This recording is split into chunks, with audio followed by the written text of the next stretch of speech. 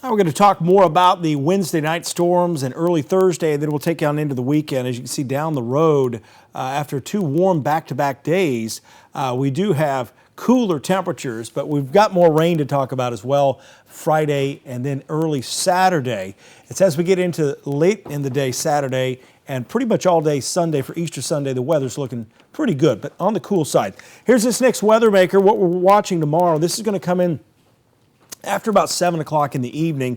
We've got an advancing line of thunderstorms out here and an old boundary. That boundary will be moving to the east as a cold front, but there's also an area of high pressure way over here. It's not in Georgia, but it's just off the coast, and what that's doing is protecting us from at least all that higher wind shear and a more significant, a robust line of thunderstorms. However, having said that, these are still going to be on the strong side. Notice here as we get towards 7:30 or so, very heavy rain, strong gusty winds, small hail, might even have enough momentum alone to produce some isolated damaging winds in the shoals. Early tomorrow evening, we're going to kind of go in behind this and show you a little bit more on what's going on with the setup of the atmosphere here in just a second.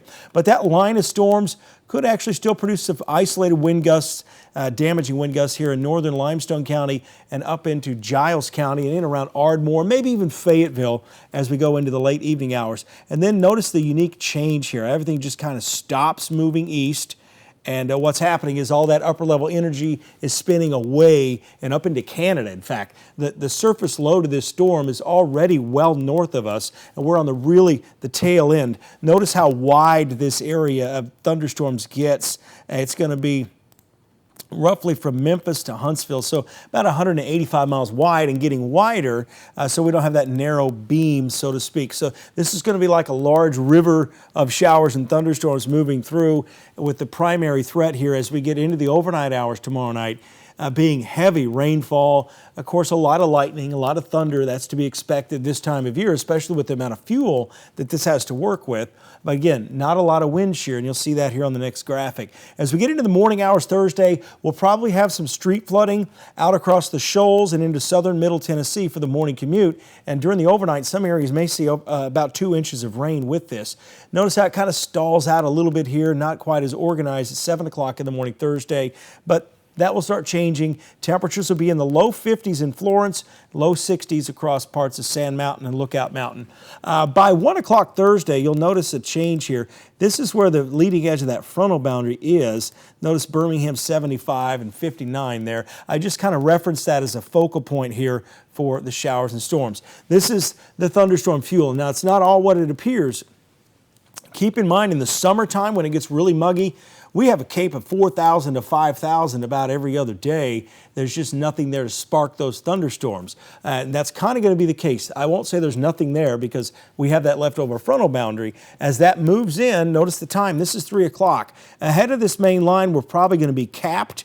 It's going to be too warm for big thunderstorm development there, so that'll help us out. That's because of that area of high pressure. And as we continue on here, notice we get towards 5 o'clock. Here's 7, 8 o'clock. And if you go back to the timing of the rainfall that I was showing you, that's about the time this is moving into Florence and Russellville. So again, this is that fuel these thunderstorms are going to have to produce that small hail, isolated damaging wind gusts, and a lot of lightning out there.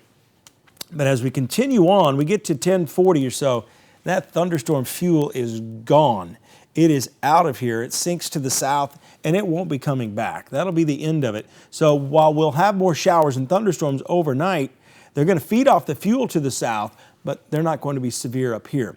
Now, this is the real critical thing that I want to talk, and we're not talking tornadoes, and that tornado threat's going to be farther north. It'll be a close call, and we'll keep an eye on it, but you notice up here, right below the banner, there's where that fuel and energy all kind of go together, and see how that's west of Nashville there.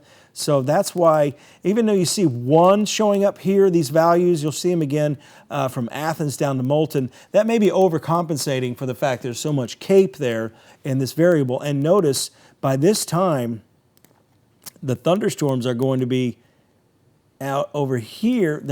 It's not overlapping with where the thunderstorms are. So again, we'll keep an eye on that threat, but right now it's not a high-end threat. And especially as we go overnight, all these values drop well below severe criteria. So there's some good news there. but early on, we're going to have to watch for these isolated damaging wind gusts, which may reach 50 miles per hour. Not saying we won't get a severe thunderstorm warning or two over northwest Alabama either, so that's what we'll be watching for.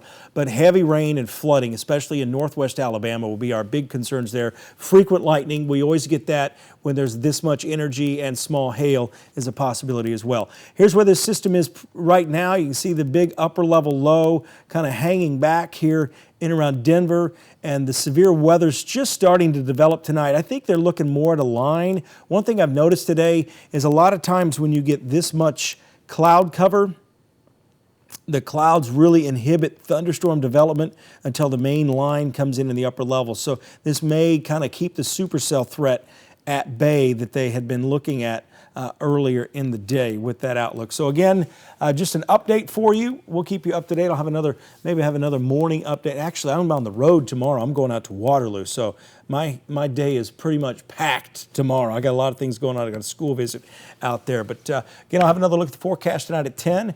Unless you're watching, of course, if you're watching this tomorrow morning as well here on YouTube. Please subscribe, like, click, whatever you do here on YouTube, right? I'm just getting kind of my feet wet on it. But again, I want to thank all the subscribers, up to 7,000 subscribers now.